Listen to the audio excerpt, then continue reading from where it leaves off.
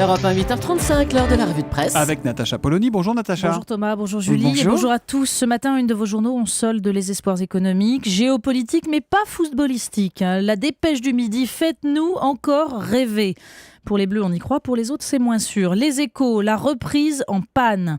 Et puis l'Humanité fait état de révélations de Wikileaks sur un accord entre pays développés pour contourner les négociations trop lentes de l'OMC sur la libéralisation. La bombe qui fait exploser les services publics dans le monde. Et pendant ce temps, l'Occident comprend ce qu'il en coûte de jouer les apprentis sorciers. Libération, Syrie, Irak, naissance d'un djihadistan.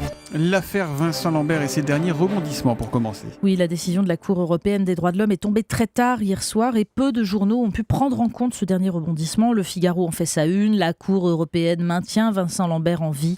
Dans Libération, c'est une vie suspendue entre deux décisions, même s'il s'agit d'une simple suspension dans l'attente d'un jugement sur le fond.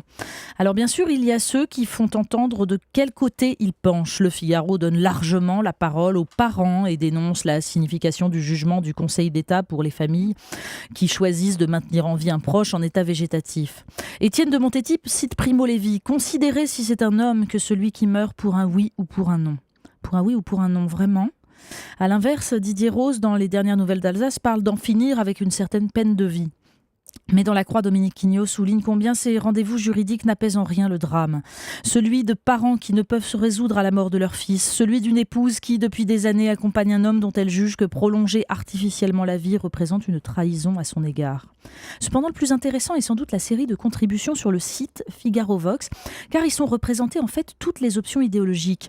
Jean Leonetti, dont la loi incarne la recherche du compromis le moins douloureux pour que les médecins puissent accompagner sans amplifier ou nier la souffrance. Gaspard Koenig, chantre du libéralisme économique, qui démontre que celui-ci rejoint le libertarisme moral, puisqu'il prône le suicide assisté au nom de la liberté individuelle, oubliant qu'en l'occurrence, il s'agit de faire intervenir un tiers, le médecin, sous l'égide de l'État en plus. Fabrice Hadjadj, au contraire, parle du développement du meurtre par compassion pour ceux qui ne se conformeraient pas aux critères de performance de notre postmodernité. Quant au docteur Anne-Laure Bock, neurochirurgien, elle parle du lien entre la création par la médecine de situations de dépendance indignes et la demande d'un droit à mourir dans la dignité. Tant que l'on réanimera coûte que coûte, dit-elle, les prématurés de 800 grammes, que l'on vaccinera contre la grippe des nonagénaires déments, il ne faudra pas s'étonner que l'opinion considère l'euthanasie comme sa seule planche de salut. C'est un débat crucial mais infini. Gros plan sur d'autres médecins à présent, les médecins de campagne, Natacha. Oui, loin de la médecine technicienne, le magazine Néon nous parle de ces médecins de campagne qui sont parfois le dernier lien social, la dernière visite. Ils ont accompagné la vie simple, ils ont accepté la vie simple, la charge de travail immense, le spectacle de la détresse et parfois les inconvénients de ces petites sociétés qui vivent de rumeurs et de ragots. Mais c'est un hymne à la générosité et à la responsabilité. Si comme Henri Salvador le chantait, le travail c'est la santé, on va avoir des petits problèmes nous en France. Oui, parce que les médecins de campagne visiblement ne sont pas du tout représentatifs de la réalité française en termes de temps de travail. Le Figaro fait état d'une étude montrant que nous sommes, juste derrière les Finlandais, les salariés qui travaillent le moins dans l'année. Mais le plus frappant, en fait, ce sont les inégalités en France.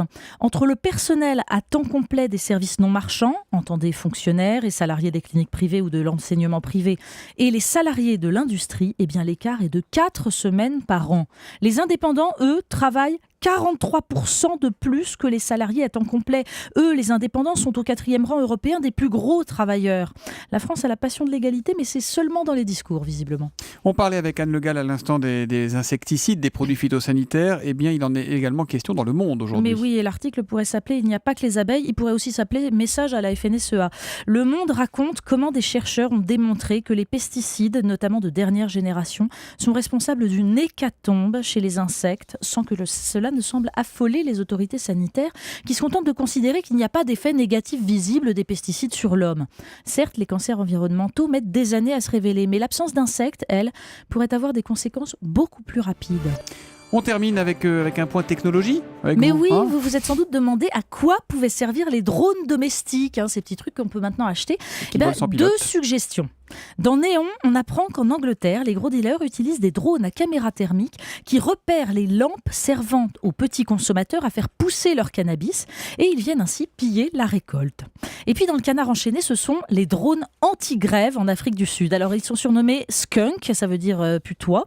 Ils sont équipés de caméras thermiques thermiques, de canons à paintball ou pour projeter du poivre, et même de lasers stroboscopiques éblouissants qui sont interdits par la Convention de Genève.